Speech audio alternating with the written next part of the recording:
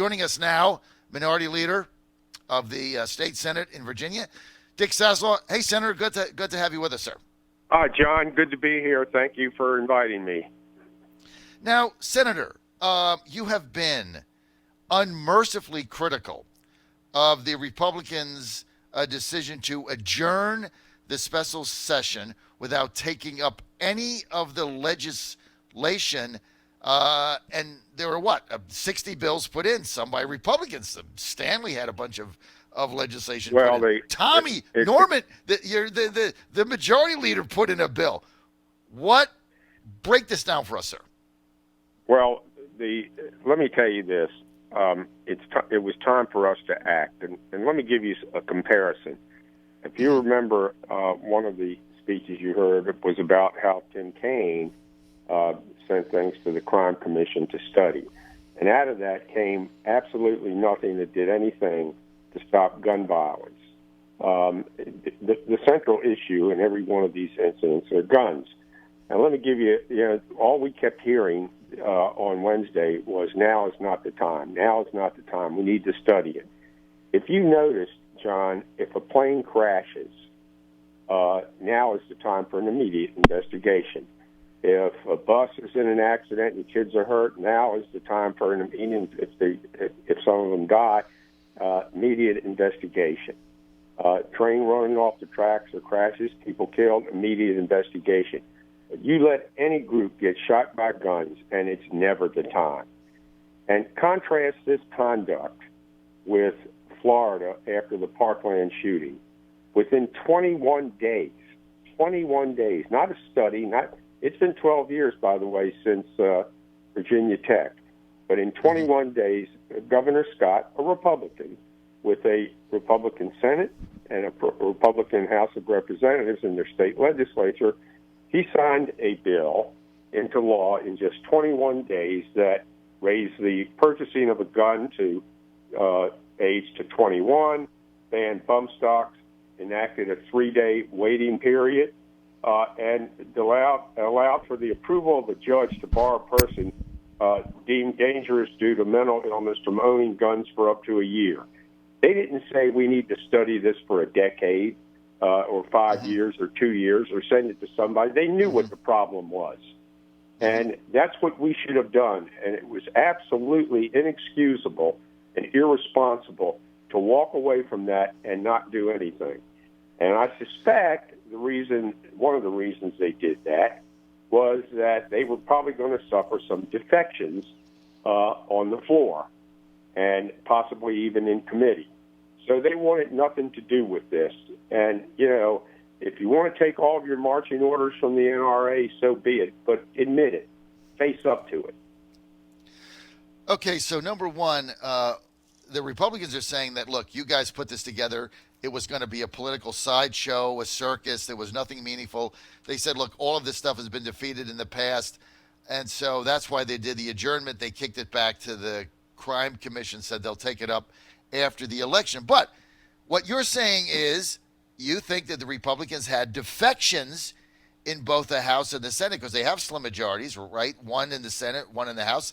And you think they've got defections. And what you're saying is you think that the Republicans were afraid they were going to actually lose some of these votes and they would have egg on their face. They wouldn't be together. And that's why they abandoned ship. Is that what I'm hearing? If they thought they would have had the votes instantly, they would have killed it all.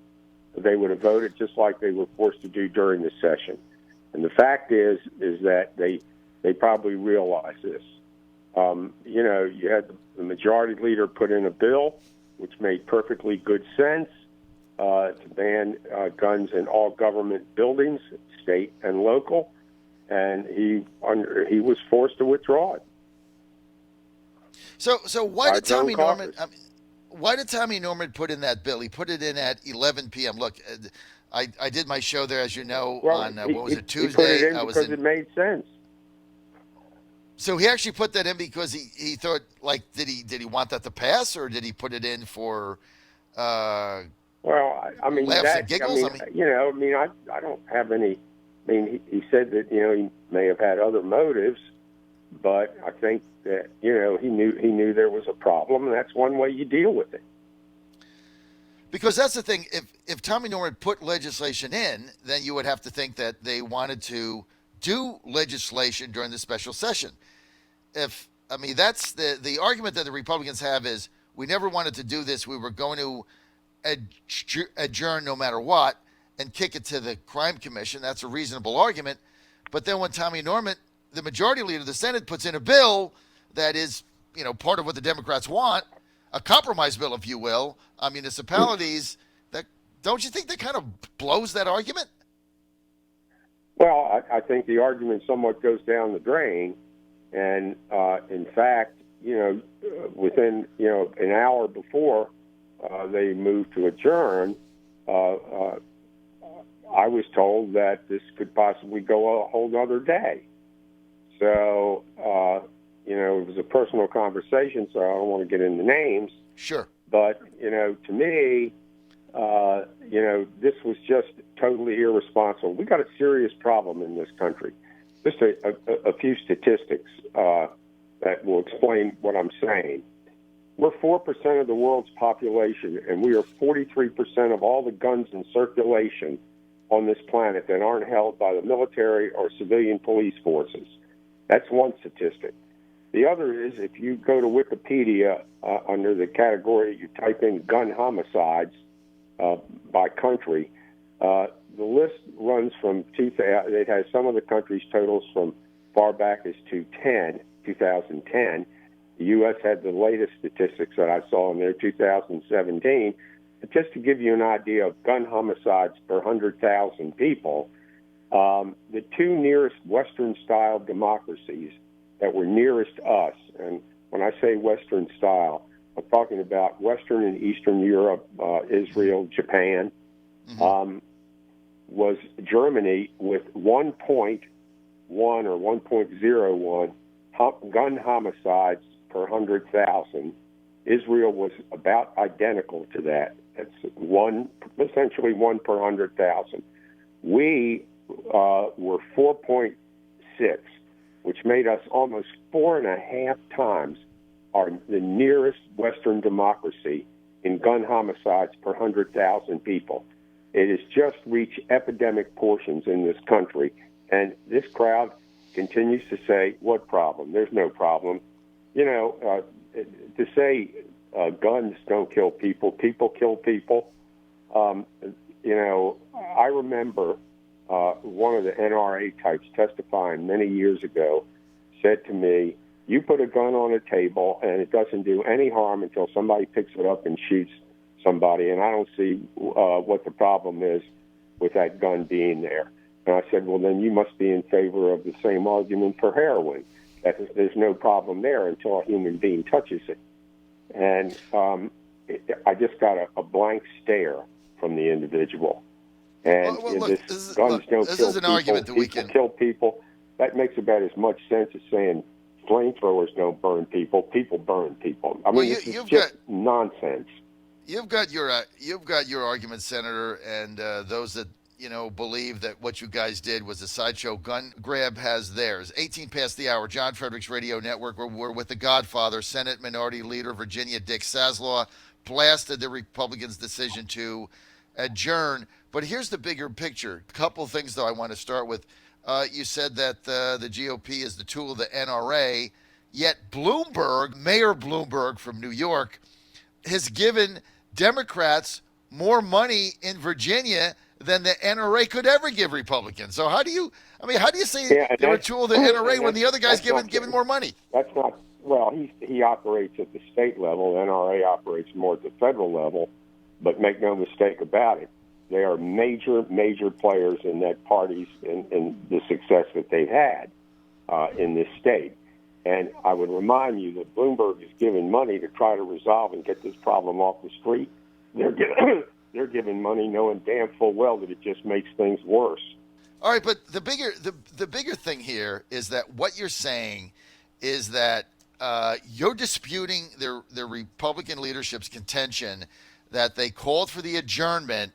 Because they planned to do that the whole time. Your contention is they had planned to go forward and try to defeat these bills. They had some of their own bills, and you're saying they abandoned ship because they were having defections in both chambers that were going to allow I the think Democrats. they knew about that in advance and probably figured if they could not, change the minds, they would go ahead with Plan A, which was to adjourn to the 18th of November. But like I said, I've been there 40 years, John. It was one of the most irresponsible acts that I've ever seen. And anybody that doesn't think we have a problem in Virginia and in this country at large is either totally blind or they just got here from Mars. I just want to get the facts straight here, just so you know. By the way, yes. Many of these New England states have enacted these laws. The Second U.S. Circuit has upheld them, and the U.S. Supreme Court has refused to take the appeals from the gun lobby. Look, but I mean, you can talk about the gun lobby, but again, I just want to dispute one of the things that you said because facts matter.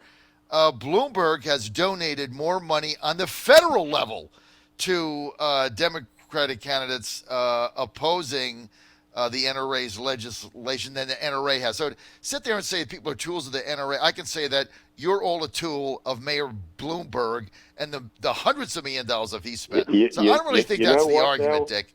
I'll gladly print that in my campaign literature. They don't go out boasting that at candidates' nights or in public.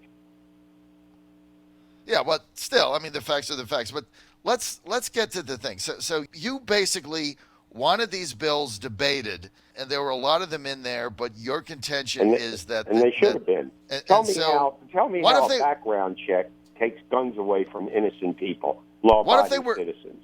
What if they were debated and all of them went down? All 6 of the governor's proposals and others. I mean, Mark Levine had one in there, a senator that even you wouldn't have voted for. He basically wanted to come into your house with federal agents, take your guns, and if you didn't give them to him, put you in a federal prison. So you had some crackpot things going on in there, and you know it as well as I do. That bill wouldn't have passed even in the House had they put it to a vote.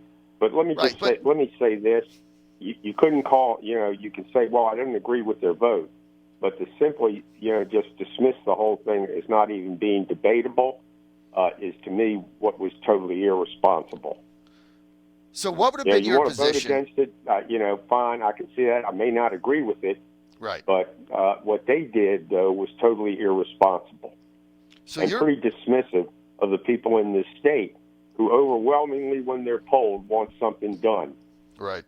Now, look, I agree with you that I think the Republicans should have stayed, debated them, and defeated them all, and then got home, and then you let the voters decide in November. I thought that was the best way to go. I was not in favor of any of them, and I would have liked to see them all defeated. They had defeated them in the past. They defeated all the same thing in the past, and then you could have gone home, and that's why we have elections, and the voters would have decided. But what you're saying is kind of they didn't have the votes to defeat them. Make no mistake about it. They're going to carry this baggage into November the 5th, and we are going to be we're going to be spending a lot of time reminding the voters of this stunt. All right. So, what about the fact that another thing that annoyed and by the way, I'd be glad to have that campaign solely on the issue that we got money from every town for gun safety. Well, you're in a Democratic district, Senator, that you can't lose in. I mean, you won your primary. That's not a fair statement, right? You're not in a swing district. It is a fair statement because even in marginal districts, you have people who have the same views that I have. Right. I'm not disputing that. Look, I'm agreeing with you. I think the Republicans should have stayed, had the debate, and let the votes fall where they may. I was not for adjourning. I just don't think that was a good idea. I understand why they did it now, but I also, look, if you would analyze this, and that's what we try to do, analyze it, and you look at the bill that Senate Majority Leader Republican Tommy Norman put in at the 11th hour. He got the headline in the Richmond Times-Dispatch, front of the Metro section, Washington Post that day. Obviously, he put that in because he wanted legislation. Then they go back and say, we adjourned because we didn't want legislation. I just don't see how that argument holds, and I think the Republicans would have been better debating it all, having it open, say what they have to say, Well, and they definitely it goes up or down. They definitely pulled the rug out from under him. There's no question about it. Now, let me just ask you this, and we're with Minority Leader Senator Dick Saslaw, Virginia Senate, the Godfather. So I was in the Senate chamber when it was convening, and I just got to ask you this. It's kind of inside baseball, but Justin Fairfax was in the gallery, and he was shaking hands and taking selfies with people. You start late, and then right off the bat, Fairfax, who runs the Senate, I thought the first thing he was going to do, and I'm not a parliamentarian. I'm a radio talk show host. That's all I am. I expected Fairfax to recognize the senior senator from Eastern Fairfax and say, Senator, I recognize the senator, and I expected you to immediately try to put forth votes on getting this stuff out of committee and going straight to the floor. There's a name for that. I'm not sure what it is. It's called discharging the committee, but if discharging you made a the substitute motion to adjourn at that point, right? That motion is not debatable. I know, but if he called on you first, he runs the Senate. Didn't you talk to him and say, "Hey, look, call on me first"? He can call on whoever he pleases. If he calls on you first, then you could have gone through the discharge. You could say that, but he tries to run that thing in a fair and organized manner. And also, at that point, we had thought that, there was a general feeling that the bills would at least go to a committee and they, and be heard. They didn't. He could have done that, but it would have created, absolute, it would have been pretty chaotic.